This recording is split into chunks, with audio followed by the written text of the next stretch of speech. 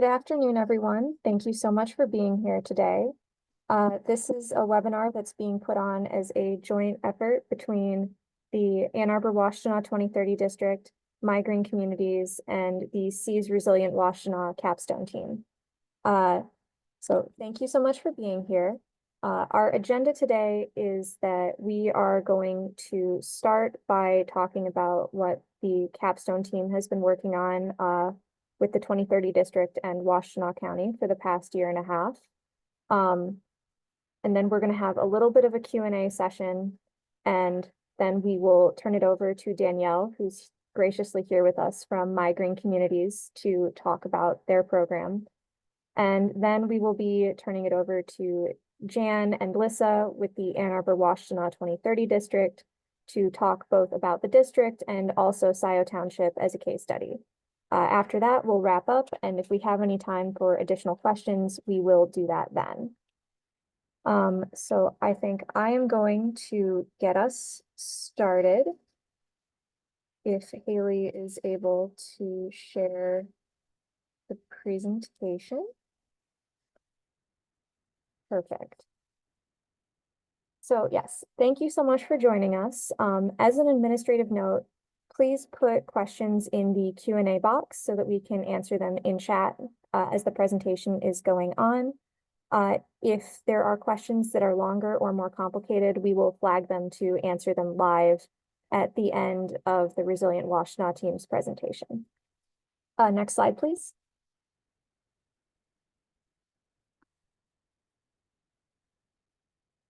So this webinar is, as I said, a culmination of about a year and a half of working with the Ann Arbor Washtenaw 2030 district on outreach strategies for municipalities in Washtenaw County.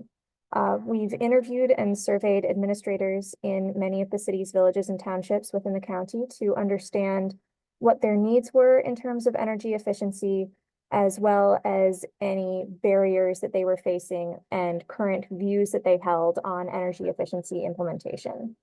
This led to the creation of our energy efficiency toolkit, which we will be sending out after the presentation, and it will also be available on the 2030 district website, as well as with a recording of this webinar. All of this will probably come out Monday next week. So this toolkit is really designed to walk the user through everything from the very beginning of your energy efficiency journey, understanding where your building is right now, all the way through to more complex things like implementing solar on your building and electrifying building equipment. Next slide, please. So the best place to really start planning energy efficiency upgrades is by taking stock of the resources that your building is currently using. By establishing what your energy use baseline is, you're better able to prioritize problem areas and plan out future projects. The tool that we recommend to accomplish this is Energy Star Portfolio Manager. Next slide, please. Energy Star Portfolio Manager offers an accurate, comprehensive, and secure way to track your energy for your entire building or buildings.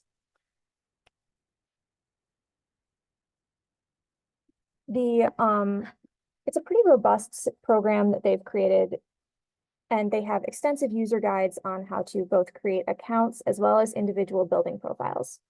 One of the reasons why we like this tool is that DTE has an automatic transfer program where they can basically take your energy and gas use data and directly transfer it to Energy Star Portfolio Manager, really mitigating the amount of work that you as an administrator have to do. This is extremely helpful in terms of managing time spent doing this. The Ann Arbor Washtenaw 2030 district can also help you set your buildings up in this program. I've worked with Jan doing this for commercial buildings in Ann Arbor. I can attest that they will provide you a great deal of support if you need it. As a note, Consumers Energy doesn't currently offer the same automatic data transfer that DTE does, but I believe that they have that as something that they are working on in the near future. Some additional information that you might need for this includes the year constructed, the square footage of your building, the uses of your building. So for example, if you have a fire station or sheriff's substation as part of your township hall, that's very important to know because it changes the way that the program models your building's sort of desired energy profile. Estimates of things like square footage and year constructed are totally fine. It's just to give a good idea. So from here, this will allow you to track your energy use intensity. So how much energy are you using per square foot of your building? This gives you a pretty great way to move into our next step, an energy audit. Next slide, please. So once you've established this baseline, you need a plan for how to proceed with energy efficiency improvements. An audit is an excellent way to target specific problem areas within your building, be that lighting, temperature issues, or system upgrade prioritization. Next slide, please. Audits come in many shapes and sizes, but in general, they exist on this continuum from one system that's a fairly low cost audit with low cost solutions to a very complex analysis of your whole building, as well as analysis of what major capital investments you could implement. Next slide, please. In general, the use cases and costs follow the pattern shown here in this table on screen. So a level 1 audit may actually be accessible for free through your energy utility, but it's going to be a fairly cursory examination of your building. A level 2 or level 3 audit will go into much greater detail in terms of facility upgrades and the costs of said upgrades, but they are more expensive. The 2030 district also provides grants for energy audits, so there are a lot of really excellent resources to help you in this process available very close by. The ultimate goal of both establishing a baseline and getting an energy audit is to arm you with as much information as possible so that you can make informed and cost-effective decisions about your buildings going forward. From here, I'm going to turn it over to my colleagues to discuss different strategies for actually improving the efficiency of your building. Thank you, Anne-Marie. So after you've conducted an energy audit and an energy analysis of your building, you're in a good position to start improving your energy efficiency. Next slide, please. A great starting point is something pretty simple, just looking at your existing equipment and creating a list of things like your HVAC and your water heating equipment with their ages so you can help plan ahead for improvements to this equipment as you need to retire it. Along with this, you can develop a municipal energy action plan to help plan efficiency going into the future for your municipality. In this, you should include goals that you can clearly measure. You should also include what the timeline is of the actions that you want to implement. By doing this, you'll be better able to plan ahead for costs and consider whatever funding you might need, whether it's from grants or raising capital in some other sense. And then once you have this plan in place, then it's time to actually start making the energy efficiency improvements. And one great area to start is with lighting. So one important first step that you don't want to skip over is you want to determine what the actual target lighting level is in your building. So you want to make sure that you have enough lighting so that you don't compromise productivity, but you also want to maximize efficiency by not having an excessive amount of lighting. And this means you need to consider the work being done and accounting for light from other sources. And our toolkit goes into the different considerations that might need to be made in a more specific way. And then after you've determined what the light level target is, it's important that you opt for LEDs over other lighting options because they offer much longer lifetimes and they consume less energy, resulting in drastic savings compared to alternatives. And it's also worth to consider, once you've done these first few things, consider adding in motion sensor lights or other smart type of lighting options that will help to turn off the lights when they aren't needed.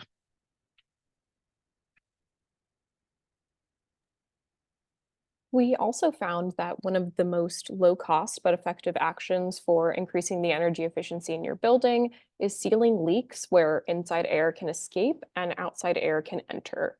And you can visually identify leaks by looking around windows, doors, ducts, and electrical outlets for cracks or gaps, or an energy professional can conduct a more comprehensive blower door test in your building.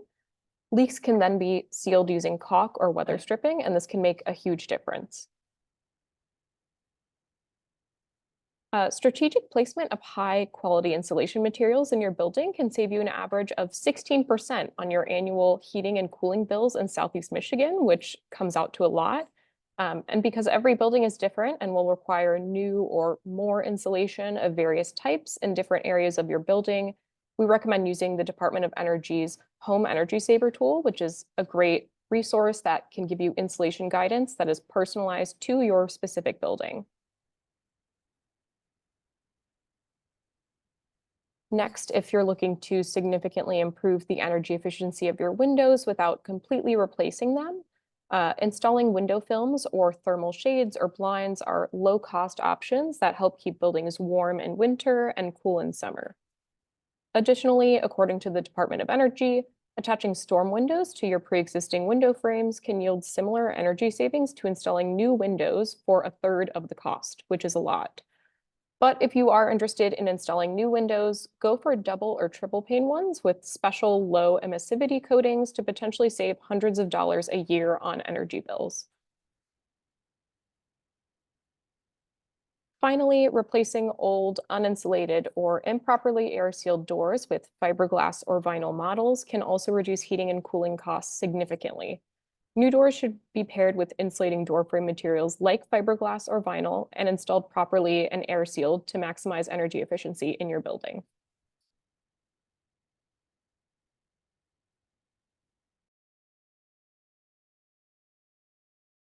Now I'm unmuted. Hi, everybody. I'm Sam, and I'm going to be taking you through decarbonization. So next slide, please. HVAC and water heating systems are significant users of energy. So a simple place to start in your decarbonization work is that when you're replacing these systems, choose a high efficiency model. And this can save hundreds or thousands of dollars in energy bills over the lifetime of the system. And that comes with corresponding emissions reductions as well. Energy Star certified options are often a good choice or a good place to start, at least in your look. But these more efficient models are generally more expensive as well. So to help you figure out if a model is going to give you net savings over its lifetime, the DOE has created the calculator to estimate lifetime energy savings based on your usage. And we've got info on this in the toolkit. For water heating specifically, tankless options can be a great choice. So how these work is rather than heating a tank of water and having to maintain it at a particular temperature while it's waiting to be used, these systems heat on demand. So that reduces the heat loss, that eliminates the heat loss while the water is sitting in the tank waiting to be used. And electrification is an essential step towards total decarbonization. Currently, the grid in Michigan is powered by significant amounts of fossil fuels, but as the grid cleans up, electrified systems will get cleaner and cleaner. Whereas, for example, a natural gas powered water heater is never going to be decarbonized. And when you're going electric, heat pumps are a very efficient option. One common concern with heat pumps is that older generations didn't work well in low temperatures, but the technology has significantly improved. So the right systems that are designed for low temperatures can work well even in the depths of winters here in Michigan. Next slide, please. And the last piece I'm going to be talking about is renewable energy. So before we go and talk about different options for where to procure renewable energy from, a little background on renewable energy certificates that will be important. So these are tradable credits or certificates that allow emissions and other environmental benefits from renewables generation to be tracked and claimed. So if your organization wants to work towards net zero emissions, you can purchase and then retire RECs. Retiring takes them out of circulation, so they can't be bought or sold anymore. And at that point, an organization can claim the emissions reduction from the renewables generation. Now, with that background, let's talk about where you can get electricity from. Next slide, please. So the toolkit will take you through 4 different options, each with their own pros and cons for where to procure electricity from. And starting with generally the simplest is utility green power. So this is where you're purchasing renewable electricity directly from your utility. For consumers, their program is called Solar Gardens, and for DTE, their program is called My Green Power. A power purchase agreement, on the other hand, is where you're making a purchase outside of your utility.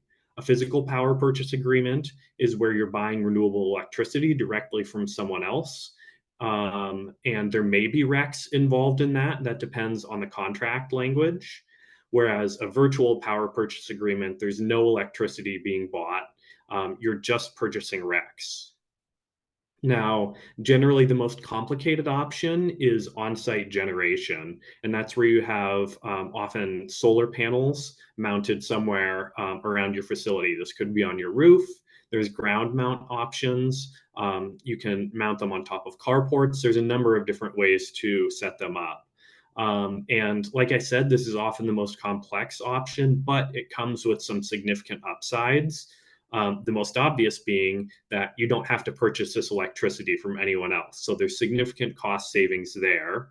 And this on-site generation will also generate RECs, which you can retire and work towards net zero, or they can be sold in order to fund other work. So the next question is how to fund all this work. Where do you get technical assistance from? And for that, I will hand it off to Haley. Yes, so perhaps the question you're all wondering the most is how are we going to fund everything? And maybe you don't have the resources to do it. So I'm going to kind of combine every step that we've talked about so far and show some very general programs and resources that can assist with funding, implementation, and just resources in general. So going back to that main graphic, we're going to look at that bottom bar of funding and resource assistance. Okay, so in the toolkit, the section is divided into these larger areas. So the first is funding, and we've divided this up through funding for energy audits, funding for energy efficiency, and funding for renewable energy, and sometimes it's solar. Then we also have a section on technical assistance, and finally resources, and these are primarily connections to local resources or programs that are working to advance energy efficiency work, and we'll see a preview of that today. And these programs are often focused in Washtenaw County or Southeast Michigan in general. So we're going to talk through each of these, and I'm only going to walk through one specific example of each of these today, but that can help you begin this work. But it's really important to note that we're going to go very briefly and only some of these, so we really encourage you to look at the toolkit to see all of them all together.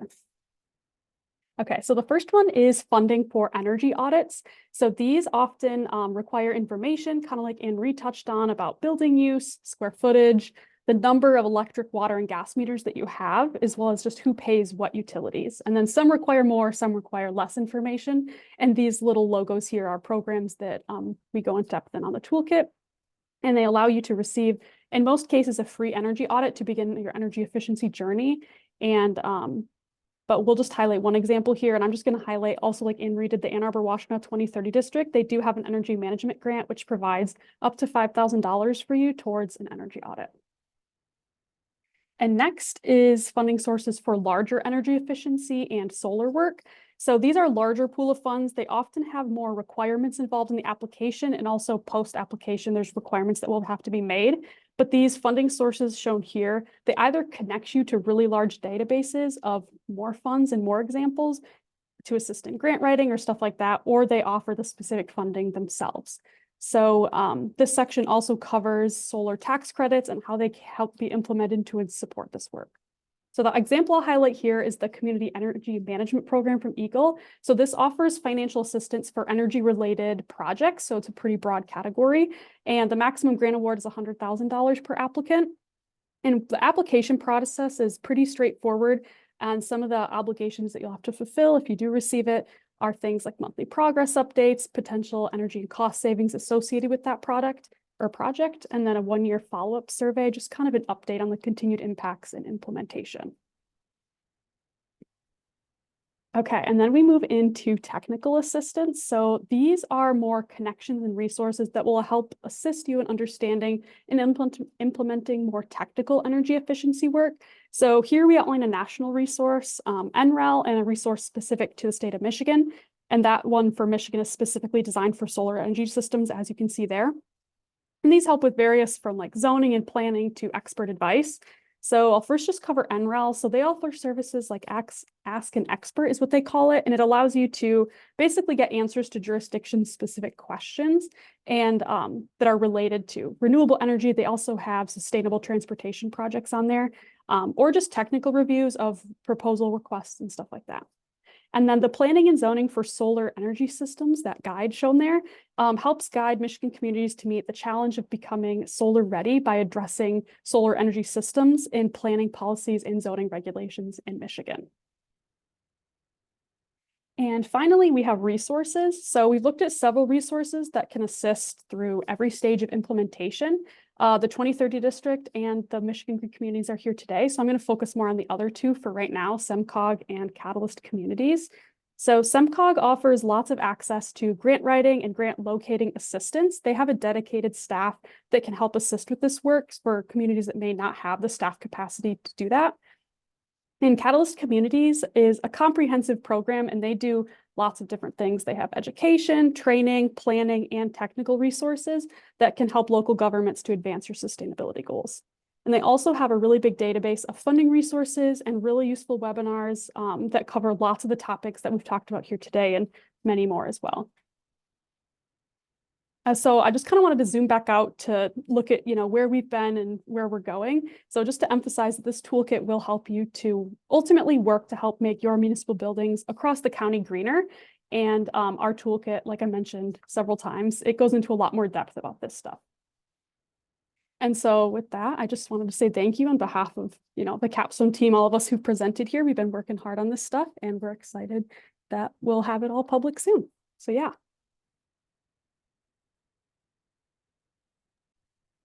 If anyone has any questions, we'd love to take them now. And if you think of any later and you want to put those in the chat, that's fine as well.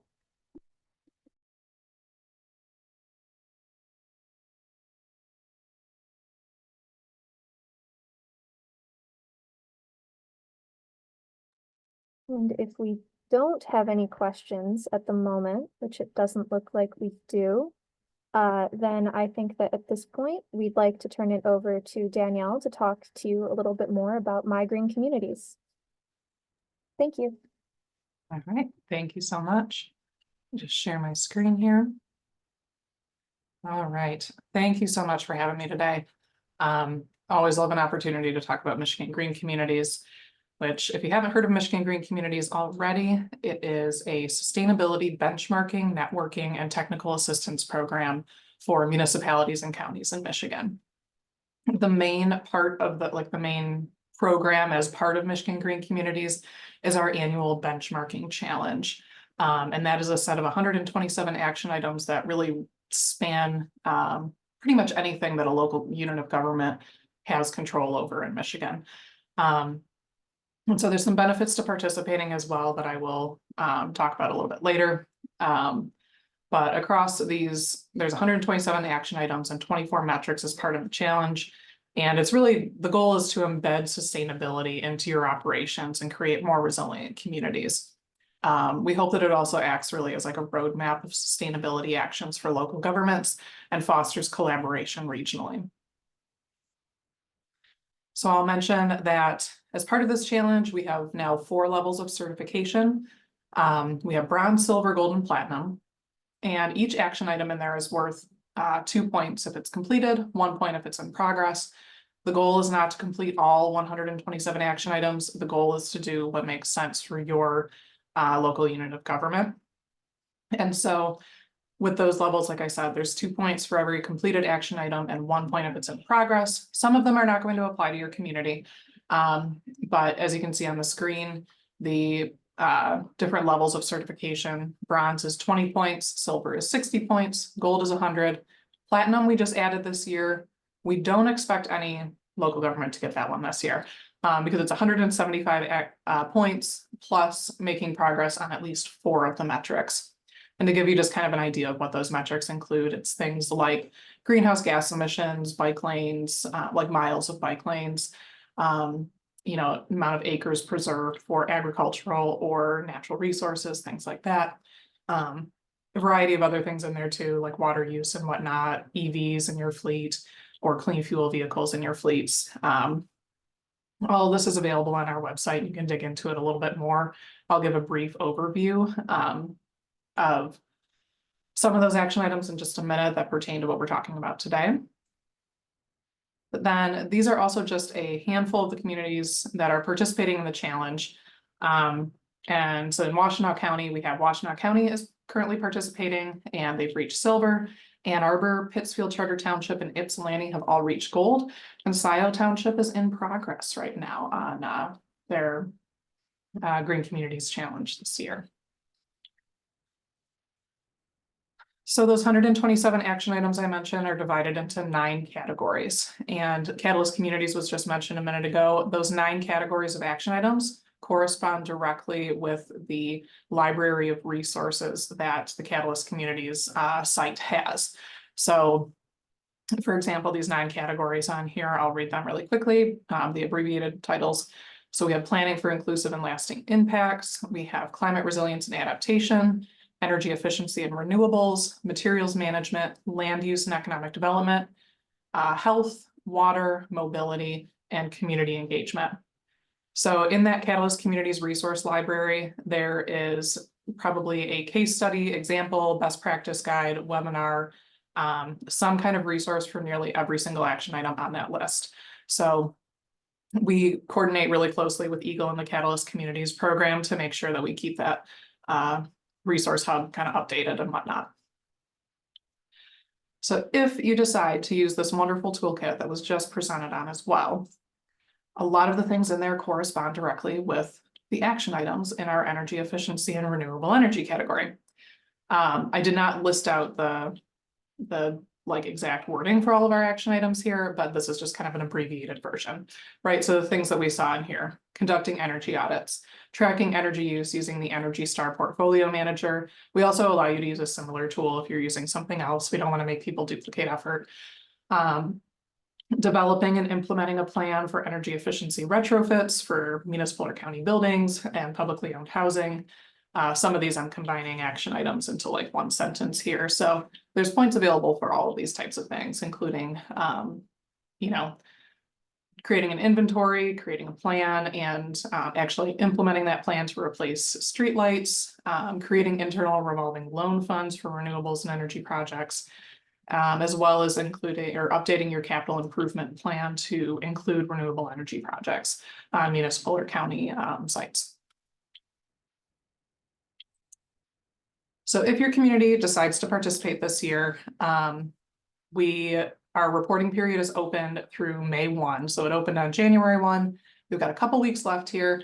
I will say it might take you a little bit of time to go through and assess what your local unit of government has done. But the actual like process of filling out the challenge is actually pretty simple.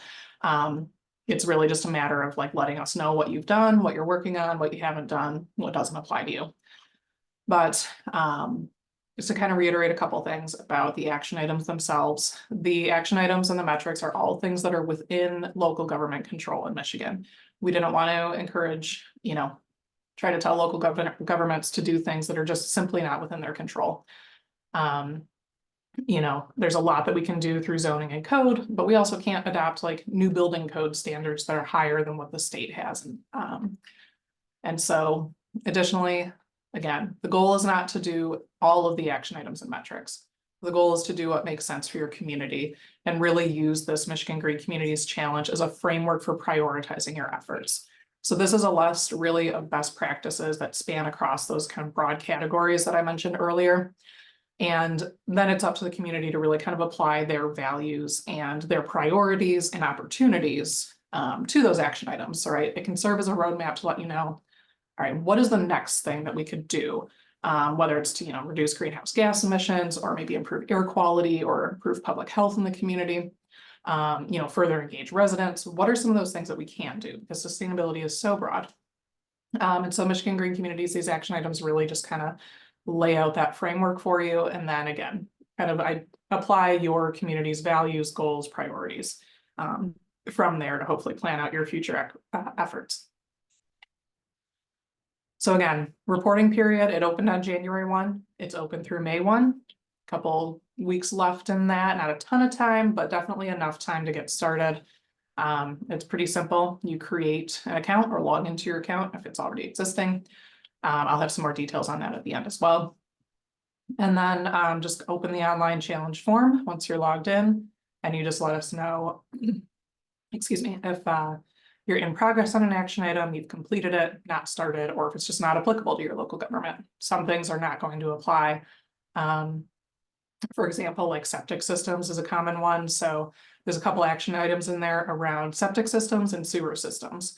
Your community may have both, or they may have one and not the other. So that's an example of one where something just might not apply to you. So don't worry about it. If you're able to complete the metrics, do it. And we don't require any further documentation. It's really just a matter of filling out a multiple choice form. If you say you're doing it, we believe you. If you have any questions about whether something's completed or in progress, you can reach out to me at any time. We also offer some office hours as well. Those are listed on our website on the events page. On April 18th, we've got some office hours coming up where you can kind of just drop in, ask your questions, leave whenever, hang out with us, whenever you want to do. All right, so some of the benefits to participating in the challenge. We have a couple technical assistance cohorts. This spring, so starting May 8th, we're going to be launching another module in the accelerator cohort. The accelerator cohort, if you reach at least bronze or silver, you can participate in that one. And this spring on May 8th, we're going to be launching a module on exactly what we're talking about today, energy efficiency and preparing for renewable energy deployment. So we're going to have speakers from Rocky Mountain Institute, Michigan Saves, Five Lakes Energy, as well as a couple community examples too. So Oakland County and Meridian Township are going to be sharing their experiences as well. There are a couple communities that have developed plans for deploying renewables and are acting on those plans. So they'll provide some really good insight from their own personal experience as a local government doing this work. Additionally, there is the Catalyst Leadership Circle. That one is run, it's a cohort run by our partners at the University of Michigan Graham Sustainability Institute. And that is for silver, gold, and platinum communities. Basically, they meet every other month. They talk about sustainability issues, but there's also a fellowship program as part of that. And so I know that Sam has been one of those fellows. And in the summer, there's a 10-week program where local units of government can get paired with a super smart and talented graduate student, either from U of M or from other universities in Michigan, to tackle a sustainability project. And it has to be something that is basically replicable in other communities. But it can be, really a kind of focused project for your community, something that you've been wanting to tackle. And for 10 weeks, you get a full-time, full-time graduate student assistant who can help you with some of that work. There's been some really great programming that's come out of that, including, plans for scalable composting programs, deconstruction ordinances, as well as some work on like energy auditing and energy efficiency as well. So like if you're, not sure if you want to use Energy Star, or there's ICLEI if you're familiar with them, there's a report out there that a student did that did an excellent job of going through both of those programs and for two different local units of government and kind of comparing and contrasting the pros and cons of doing it in-house versus hiring a program like ICLEI to kind of help you with that. So there's some really, really great work that's come out of that. Additionally, another benefit to participating in the challenge, you get 2 free registrations to the Michigan Sustainability Conference, which is every year in October. That's hosted by Eagle, as well as the My Healthy Climate Conference, which is coming up really soon here in May. Registration is going to be closing soon for that. And then just additional opportunities as they come up. Knowing that, Michigan Green Communities is kind of the leaders in the state, right, around sustainability. And so sometimes when there are like technical assistance programs or grant programs that come available, often organizations will reach out to us and say, hey, do you have any communities that are working on this issue? And with all of the data that we collect with the Michigan Green Communities Challenge, we can kind of pair those opportunities with your local unit of government. If you're interested, of course, it's always opt-in. But just kind of these things where you can maybe get on, hear about things a little bit sooner, or get connected with some programs that might be really beneficial for your community. A couple other things that I want to mention. Just last fall, we launched a template sustainability plan resource kit. We made that link super easy to follow. It's migreencommunities.com/plan. There's a whole suite of template resources in there, including, it's based on all of the Michigan Green Communities action items and metrics. So if you're doing the Michigan Green Communities Challenge, this can serve as like the starting point for like an internal work plan for your local unit of government. So we basically took all those action items and kind of built out an Excel spreadsheet that's supposed to be an internal facing work plan. We also have an external facing template sustainability plan in there as well. So it even has like draft language in there for your executive summary. It has templates for outlining what action items your community wants to tackle. It has an overview of what the expected climate impacts are for Michigan in the coming decades, and like opportunities for you to kind of maybe go in there and make it more personalized for your community. We also have a nice little update sheet. Basically, it's like a one-pager where you can go and report out on progress to your community, right? So it's kind of meant to be a communications tool, kind of like a one-year snapshot type thing. And then there's also a user guide that tells you how to use all of these things. So to get started, if your local government is not already participating, but you're interested, you can create an account online. It's migreencommunities.com/register. Create an account, I'll approve it. And then you go in and complete the Michigan Green Communities Challenge form and reach out to me at any point with any kind of questions or comments or concerns. My email address is on the screen there. And then lastly, I just want to thank our partners. This program is administered by the Michigan Municipal League, which is where I work. But we have 8 MOU signatory partners in there, including EAGLE, Michigan Association of Counties, Department of Health and Human Services, the Michigan Economic Development Corporation, the DNR, Michigan Department of Transportation, and the Townships Association as well. So funding for this program comes from EAGLE and MEDC, as well as some in-kind staffing support from the Michigan Municipal League. Additionally, too, we do have a steering committee that governs this program. And we currently have 4 openings right now for local governments to sit on that steering committee. So if you're a local government that's currently participating, or you plan to participate in this year, and you're interested in serving on that steering committee to kind of help make sure that these programs and program offerings are tailored to meet the needs of local governments, reach out to me, because we'd be happy to have you on. And that is all I have. So thanks so much. Thank you so much, Danielle. That was really great. I think now we'll turn it over to Jan and Lissa to talk a little bit more about the Ann Arbor 2030 district and Scio Township. Great, thank you so much. And I just want to, thank the Seas Resilient Washtenaw Capstone team, because they've been great to work with, and both the county and the 2030 district were technically their clients, and we've just really enjoyed the partnership over the last year and a half. So with that, the Ann Arbor Washtenaw 2030 district is definitely here to support creating a more resilient Washtenaw. And we really feel strongly that we can accelerate to zero faster by doing it together.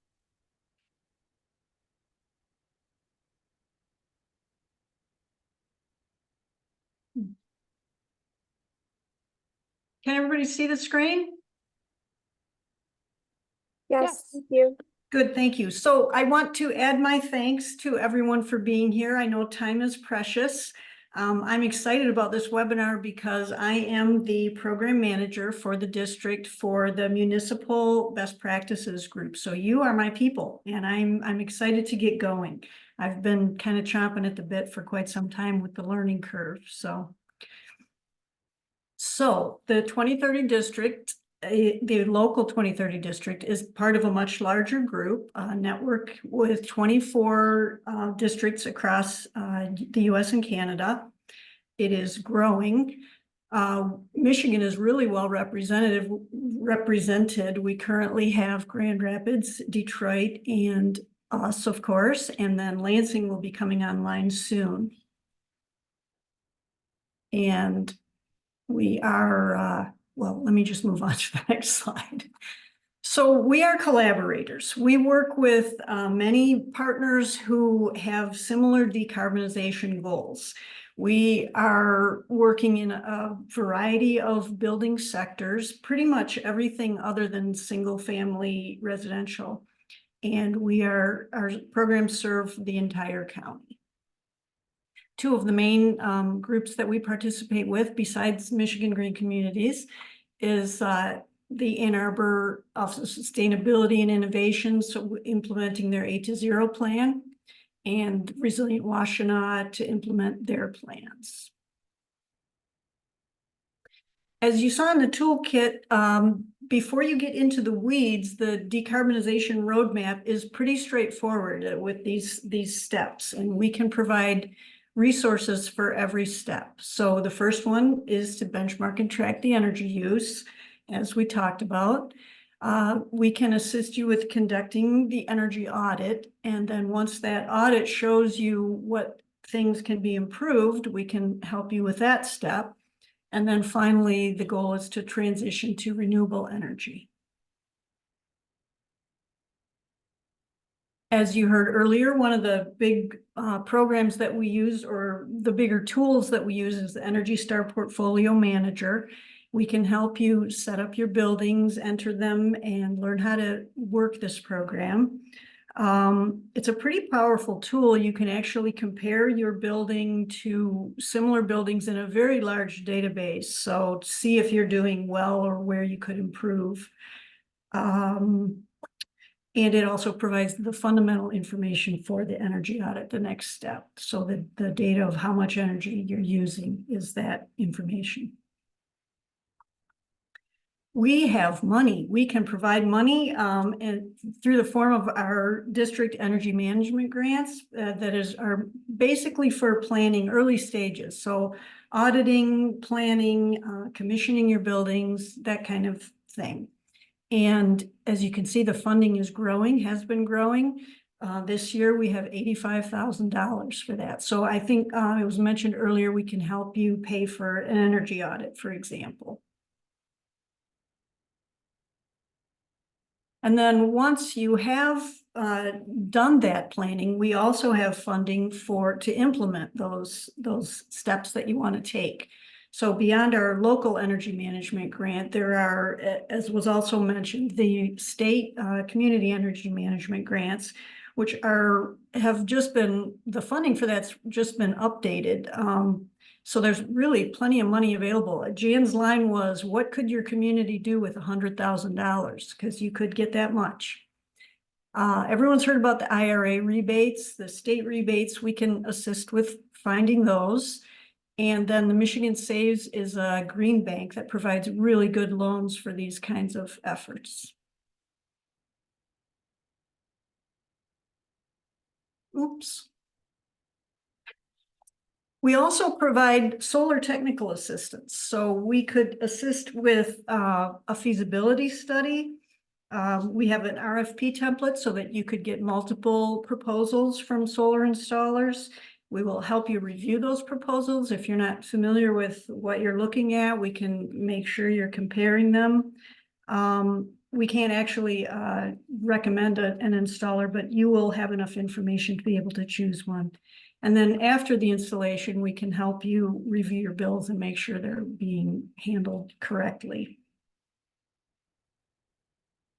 Now, this is the easiest possible way to increase renewable energy. It, again, was mentioned earlier. If you are in the DTE service area, you can sign up for the Michigan Green Power or My Green Power program, which basically means that you will be getting your electricity from renewable sources. It also is, you could do it for your home as well as for your township or your municipality. Right now, there's actually a small cost savings in this program. When it originally started out, it was a little bit of a added cost, but now you can save a few bucks if you sign up for that. So it is really easy to do. So join us. We would love to work with you. If you sign up, you would be in that center category, property owners, managers, and developers, and we can get started. We can benchmark and get underway. And also join us for this great education opportunity if you can, coming up shortly this summer. There's going to be workshops for a variety of agencies. There's going to be networking. There's going to be yummy food. It will be held at the Washtenaw County Intermediate School District. So we would love to see you there. And now it is Jan's turn for case studies. Oops.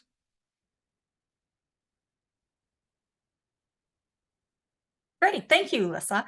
I'm a part of the 2030 district since its inception in 2018, but I'm also a planning commission chair in Scio Township.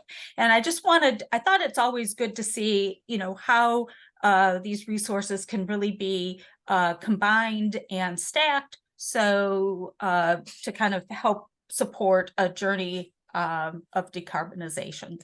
And really, I have to say the 2030 district really helped Scio jumpstart that journey. So we joined the district in 2020 and we started benchmarking on Energy Star Portfolio Manager. Next up, energy audit. We chose to do our township hall first.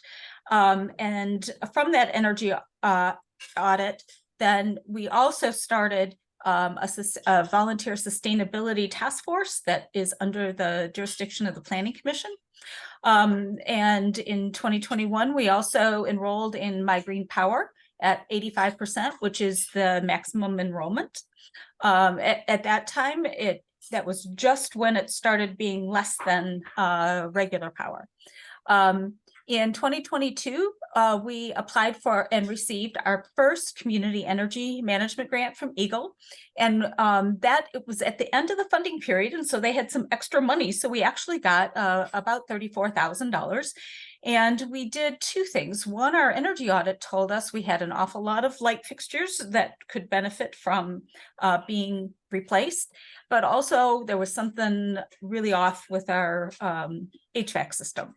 So we did retro commissioning and came up with some safety considerations and some other issues that some we could fix, some we could not. We also replaced 141 light fixtures. And I think the township, put in a little bit of money to do that, but most of it was through DTE rebates and the community energy management grant. So we were able to accomplish a lot with a little. Our board of trustees did pass a carbon neutrality resolution that matches the carbon neutrality goals of Washtenaw County. And it's great because we use that in the planning when we talk with developers coming into the township, how are they going to help us meet those goals? And then we also developed our what we call our environmental sustainability climate action plan. It's completed, and we launched our first annual sustainability fair. Then our fire chief was all fired up, and we were a pilot for the 2030 district's solar technical assistance program. It was the first entity to use the RFP, and we fine-tuned it from that. This year, we're enhancing that by restoring the turf grass under our solar in a native planting area, and we're holding a workshop with that. We also joined at the end of last year, Michigan Green Communities, and we plan to submit the challenge by the end of the month.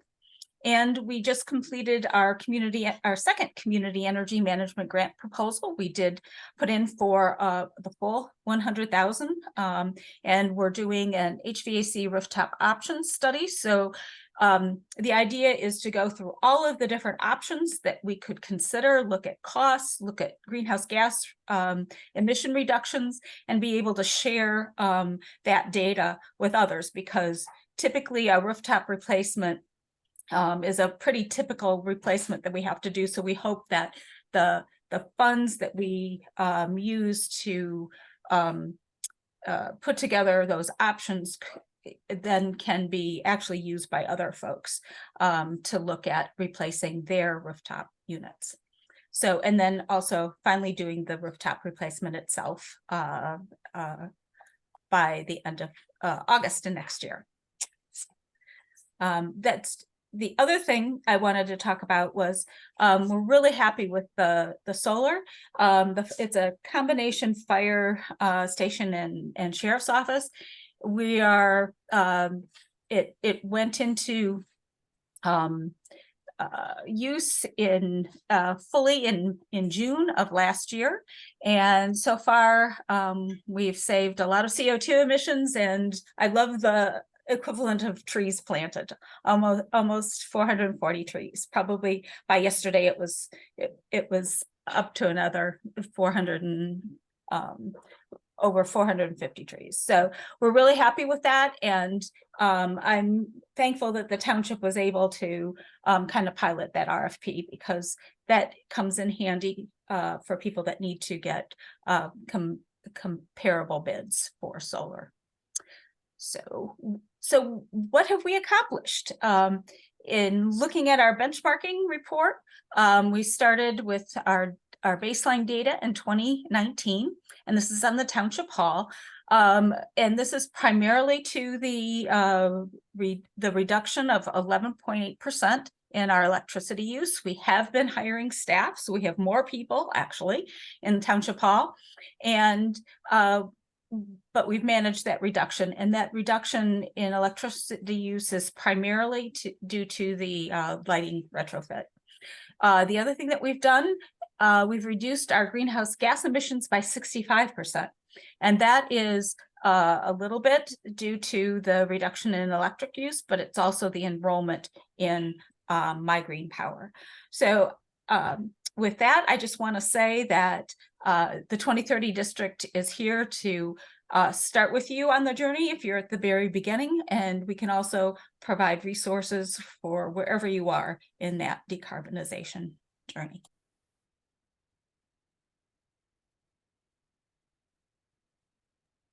Thank you, Jan. We had a question in the chat, which I think is a very appropriate question. The question is, can you speak to any cost savings of going green? Some mayors are not interested in sustainability for its own sake and are driven by other kinds of green.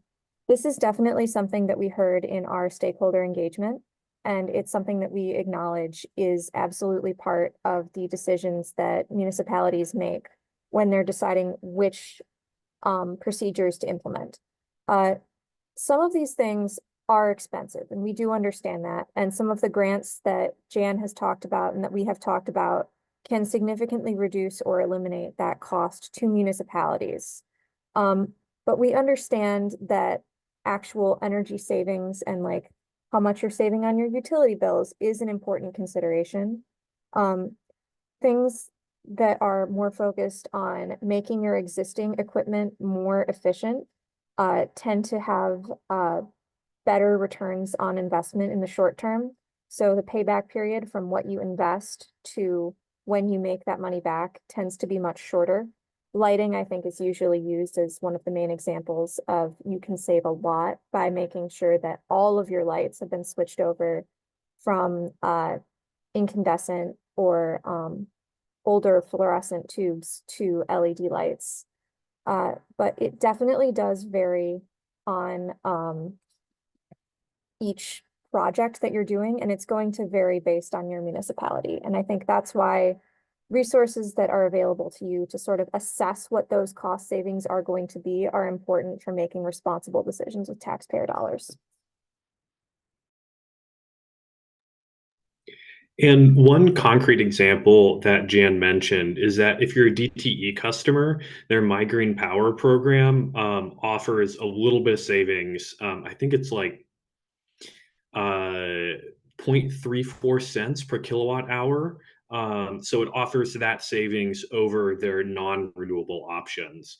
So there's just a little bit of money you can save on your electricity if you're a DTE customer.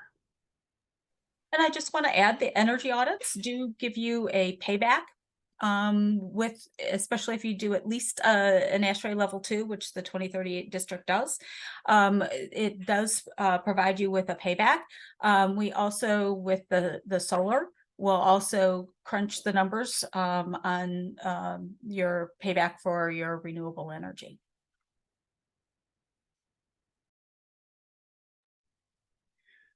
All right, we are close to the end here, but we still have a few more minutes. So I want to open it up to any last questions that anyone has before we close out.